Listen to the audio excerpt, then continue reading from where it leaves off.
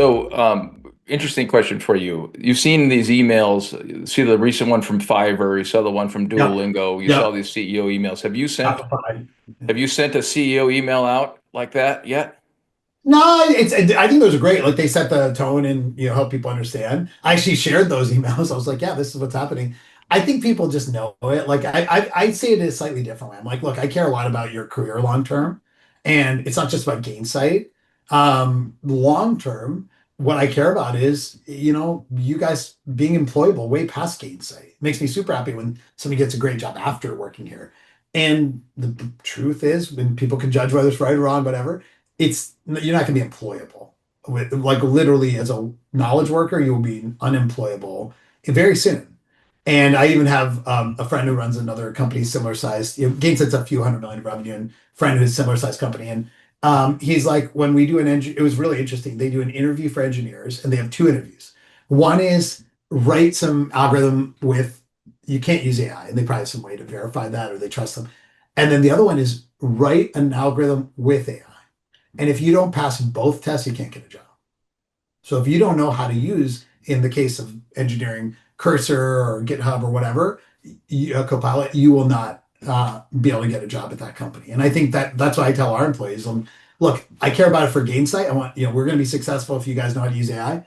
I care about it even more for your future employability. And I don't think it's exaggeration at all. And in some ways, it's a self-fulfilling prophecy.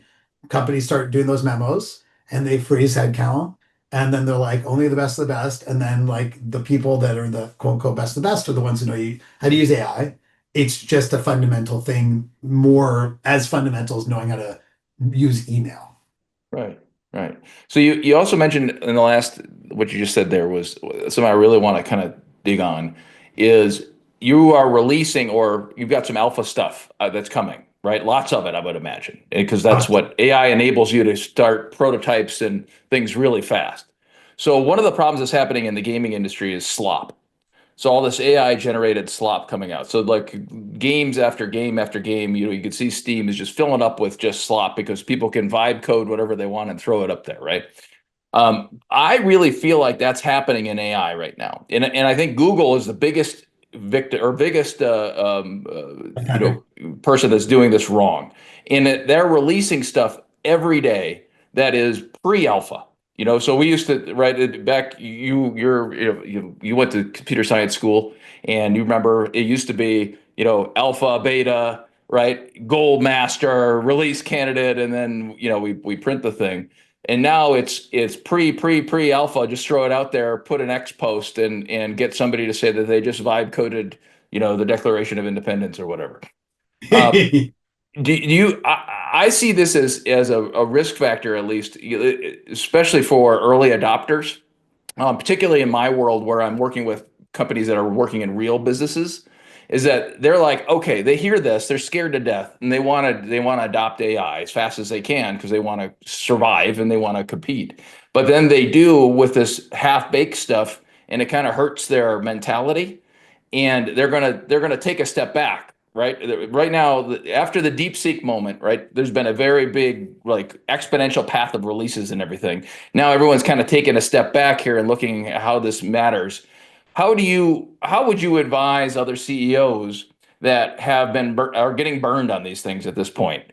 Just stay the course, keep going, keep trying new things, wait until things are more baked before you implement it, or what is your advice?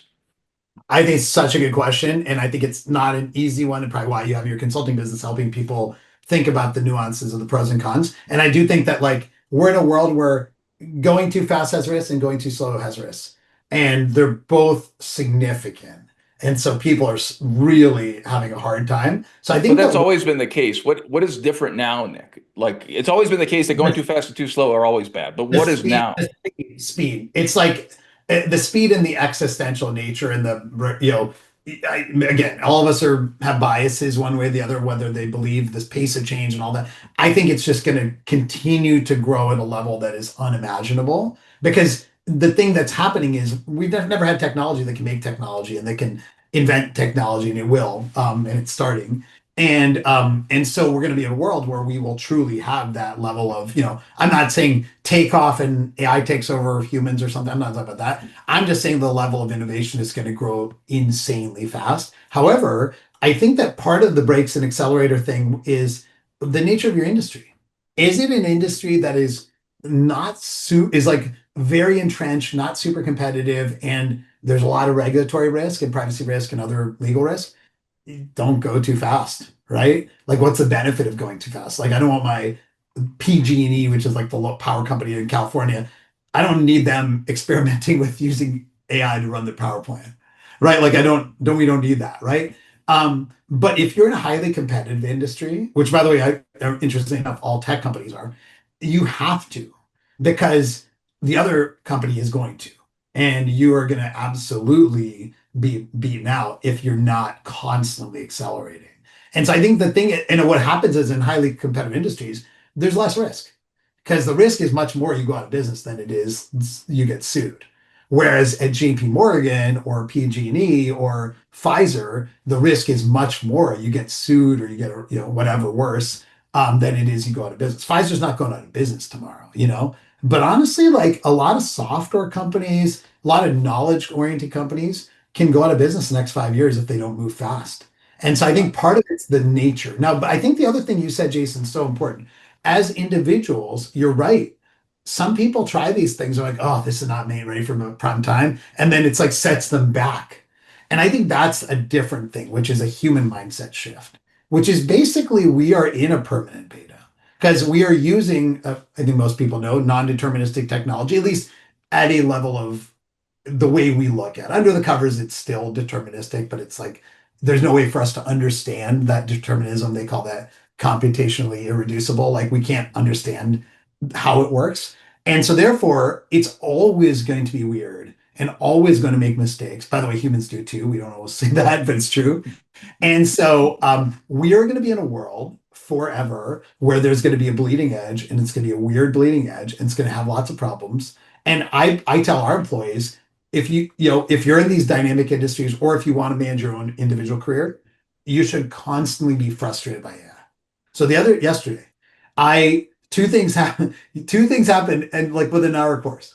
I was like, let me give deep research as a feature, as you know very well, of multiple LLMs, and it lets you go run a research task that's not like an instant response. It's a batch. It'll go around the web and stuff. And I ran a decent. We were in a Slack thread about what's the addressable market for some new thing we're building, and they're like, we should look at Gartner, Forrester, and I just like said, do deep research and figure this out, and got us an answer in like 10 minutes, right? And that was magic. But then like later on, in an hour later, I had to do a presentation for a company. We had a great first quarter and I wanted like a little graphic of all the awesome things that happen. And although image generation in ChatGPT is better, it's still text rendering is really annoying. And I was like, this Yeah. is so annoying. But you know what? The So difference is annoying. a It's the month, worst. a month from now or 2 months from now, I'm going to try it again and or maybe a week from now. And I think that's a subtle thing. Sometimes, like historically, people be like, "Oh, this isn't ready for time time. I'm not going to try it." It's like, no, I'm going to keep trying it. And so, if I give people advice, it'd be like, keep trying it, and if you're not frustrated, you're not trying it enough. And that's a hard change. Humans aren't Yeah. used to that.